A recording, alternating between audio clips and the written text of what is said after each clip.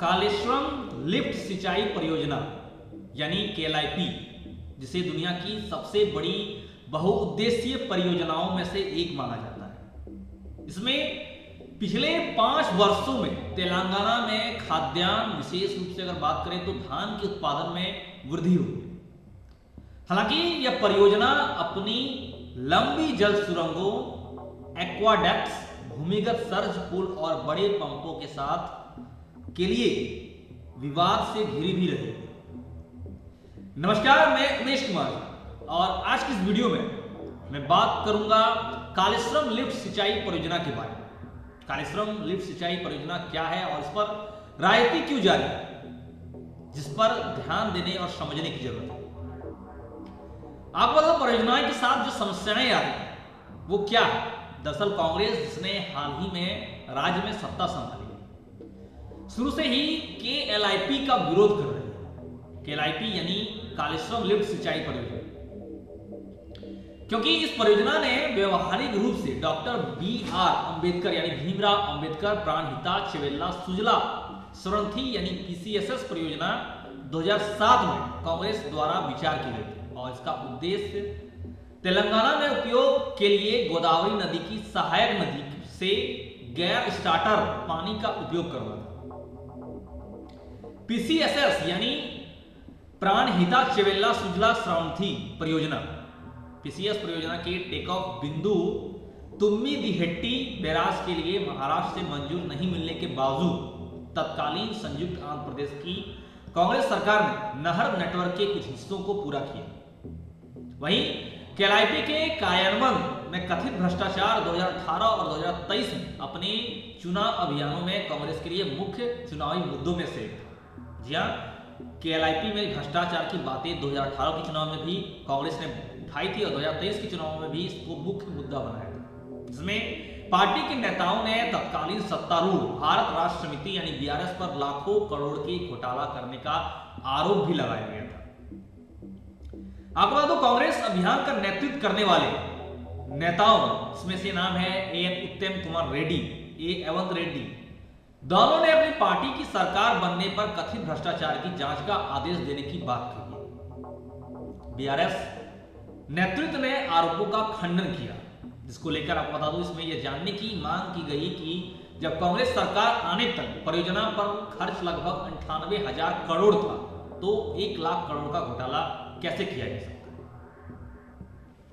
आपको बता दूं, इसमें कांग्रेस के समर्थकों पर परियोजना को रोकने के इरादे से अदालतों और हरित न्यायाधिकरण में परियोजना के खिलाफ मामले दायर करने के आरोप लगाया गया। BRS के मामले में जिस बात ने मदद नहीं की वह तथ्य है कि परियोजना के 2 बड़े झटके लगे। इसकी वजह से ये 2 बड़ा झटका लगा। सबसे पहले अगर बात करें तो सबसे पहले मेदीगड्डा और अन्नाराम बैराज से जुड़े केएलआईपी के 2 पंप हाउस जुलाई 2022 के बीच में यानी मध्य में गोदावरी बाढ़ के दौरान डूब गए। फिर पिछले अक्टूबर में ही यानी 2023 में मेदीगड्डा बैराज के 6 घाटों को गंभीर क्षति हुई, जिससे अधिकारियों को बैराज खाली कराना पड़ा।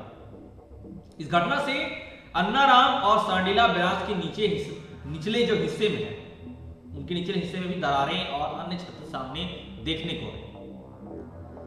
अगले दिसंबर में मुख्यमंत्री A रेवंत रेड्डी ने घोषणा की कि केएलआईपी में कथित भ्रष्टाचार और अनियमितताओं की न्यायिक जांच की जाए और BRS नेताओं ने भी जांच का स्वागत करते हुए कहा कि वे भी चाहते हैं कि सच्चाई सामने आए।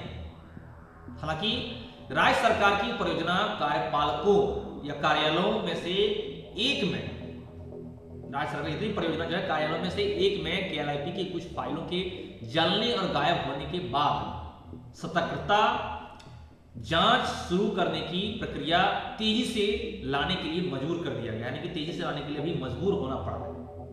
जब से केएलआईपी कुछ फाइलों के जलने और गायब होने की बात आई, इसके बाद सतर्कता बरती गई, जांच शुरू किया गया और जांच की प्रक्रिया में तेजी लाने के लिए मजबूर होना पड़ा। और ऐसा भी माना जाता है कि जानकारी जमा करने में कुछ परियोजनाओं इंजीनियरों के असहयोग ने भी सरकार को तेजी से कार्रवाई करने के लिए प्रेरित किया। मुख्यमंत्री ने पहले ही केएलआईपी अनियमितता और भ्रष्टाचार की न्यायिक जांच करने के लिए एक मौजूदा न्यायाधीश के आवंटन के लिए उच्च न्यायालय के मुख्य न्यायाधीश को एक पत्र लिखा है। सिंचाई मंत्री एन उत्तम कुमार रेड्डी ने कहा कि हमने सतर्कता जांच के आदेश दिए हैं। उन्होंने ये बात कही, उन्हीं की बातों से ये बातें सामने आई है, उन्हीं के कहने से। दरअसल 9 जनवरी से शुरू हो रहे सतर्कता और प्रवर्तन विभाग की 1 दर्जन से अधिक टीमों ने, जो 9 जनवरी से शुरू हुई थी, उनके करीब 1 दर्जन से अधिक टीमों ने इंजीनियर इन चीफ के कार्यालय सहित रामागुंडम, महादेवपुर, करीमनगर, वारंगल और हैदराबाद में केएलआईपी के कई कार्यालयों में तलाशी ली और 3 दिनों तक रिकॉर्ड फाइलें, कंप्यूटर, हार्ड डिस्क की जब्त की। इतनी संख्या में रिकॉर्ड, मतलब अनबिलीवेबल, इतनी सारी चीजें दर्ज की गई। आपको बता दूं, राष्ट्रीय बांध सुरक्षा प्राधिकरण एनडीएसएस के सुझाव के अनुसार क्षति की गहन तकनीकी यानी विशेषज्ञ जांच भी होनी चाहिए। ये बात सामने आई है कि क्षति इसकी गहन तकनीकी द्वारा विशेषज्ञ द्वारा एनडीएसएस के सुझाव दिया कि जांच होनी चाहिए। वहीं 6 खंभों के डूबने की अपनी जांच में एनडीएसएस ने अपनी रिपोर्ट में परियोजना की योजना और डिजाइन को गलत ठहराया और कहा था कि योजना, डिजाइन, गुणवत्ता नियंत्रण और संचालन और रखरखाव से जुड़े मुद्दों के संयोजन के कारण क्षति हुई। अब भले ही यह सतर्कता और प्रवर्तन विभाग की जांच हो, भले ही जांच हो, लेकिन या उच्च न्यायालय ने मौजूदा न्यायाधीश द्वारा न्यायिक जांच की हो, लेकिन फिर भी तेलंगाना के लोगों को मामले के तथ्य और बैराज पर हुए नुकसान के कारणों के बारे में बताया जाना चाहिए। राष्ट्रीय बांध सुरक्षा प्राधिकरण एनडीएसएस के सुझाव के अनुसार क्षति की गहन तकनीकी यानी विशेषज्ञ जांच भी होनी चाहिए, ताकि जो फैक्ट है, जो सच्चाई है, जो वास्तविकता है, वो लोगों के बीच, वहां के जनता के बीच सामने आ पाए। 6 खंभों के डूबने की अपनी जांच में एनडीएसएस ने अपनी रिपोर्ट में परियोजना की योजना और डिजाइन को गलत तो ठहराया था और कहा था कि दरअसल उन्होंने कहा था कि योजना, डिजाइन, गुणवत्ता नियंत्रण और संचालन और रखरखाव से जुड़े मुद्दों के संयोजन के कारण क्षति हुई। हालांकि अब जांच अगर होती है तो क्या बात सामने आती है, वो आने वाला वक्त बताएगा। आज की इस वीडियो में फिलहाल इतना ही। आगे आपसे फिर मिलेंगे कुछ नई और अच्छी खबरों के साथ। हमारे साथ अंत तक मैं धन्यवाद। जय हिंद, जय भारत।